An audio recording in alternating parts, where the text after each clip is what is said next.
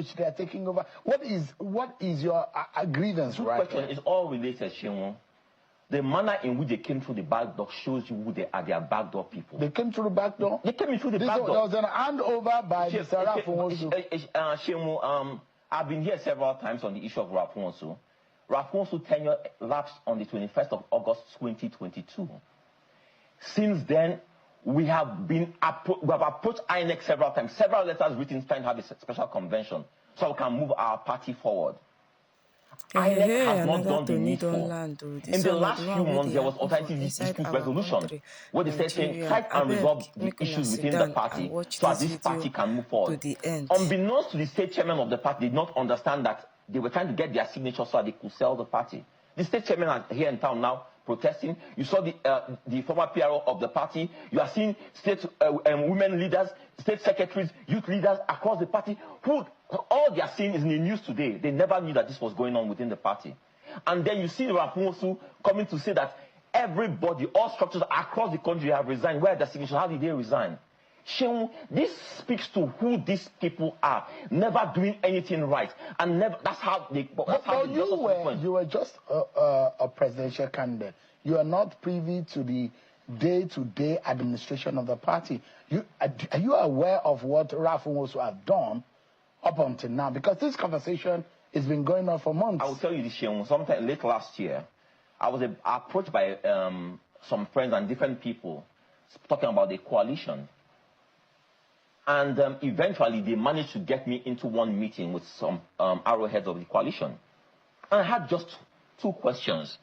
One, if you seek to have a coalition against President Bola Ahmed Tinubu, are you going to agree to have a Southerner lead this coalition so that 8 years of a Southern leadership is not truncated? And the answer was, we want to take our power back. So essentially what you're saying to me, as a Southerner from Delta State, from Kachikwu, from a natural local government area, is that you're telling me that as a Nigerian, I am not worthy, I'm not deserving to hold power and to hold office in this country. That power belongs to just a segment of this country. That anytime a Southerner holds office in this country, we must do something to truncate that leadership. This one a serious matter. That was a very demeaning and insulting statement. This country, Nigeria, don't. And to think about that, in fact, in that room, that the people who were in that room were people who were part of the past administration who took Nigeria to its knees where we are today, Sheung, to the brink of collapse.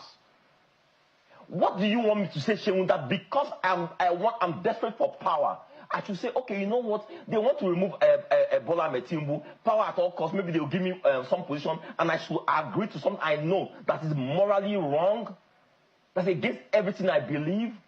Sheung, their generation stand for only two things: religion, region. That's all they stand for. We were born into it.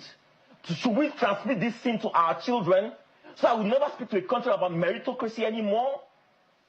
Is that who we should continue being in this country? A people who don't care about merits or anything. We should continue being divided along tribal or religious lines in this country. Is that who we are, Sheung? It's not about President Bola Ahmed Tinubu. It's not about ADC. It's about the future of this country. And we don't need these people who stand rejected, Sheung. If I ask you, are you privy to the origin of the ADC? Sheung, I will tell you this.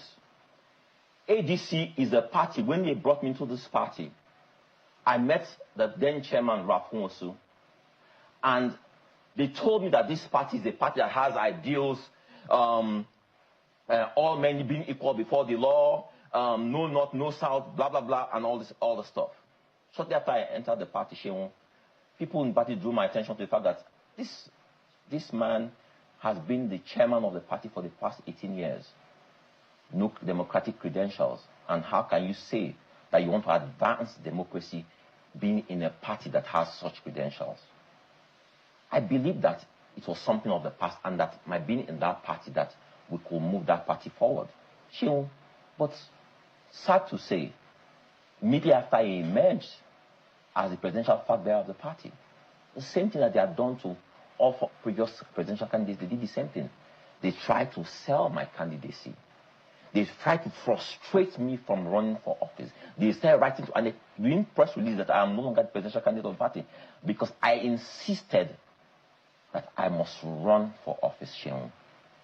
This is the past of ADC. But Sheon, I tell you this, I met a lot of young Nigerians who had only one ambition. How do we move Nigeria forward? They came into the party in their droves to run for office, only to wake up one day to hear that the party had aligned with other parties and that the party had been sold. And that this party was really not. What do you mean it has been sold? That they are in the last election that they had done some alignments with PDP or with APC, and as such, those people who had paid for forms to run on the platform ADC, they saw their ambition being truncated. Let me ask you, Mr. Dumebi, are you privy to the relationship of Mr. Ralph Nwosu in the inception of this party and so on?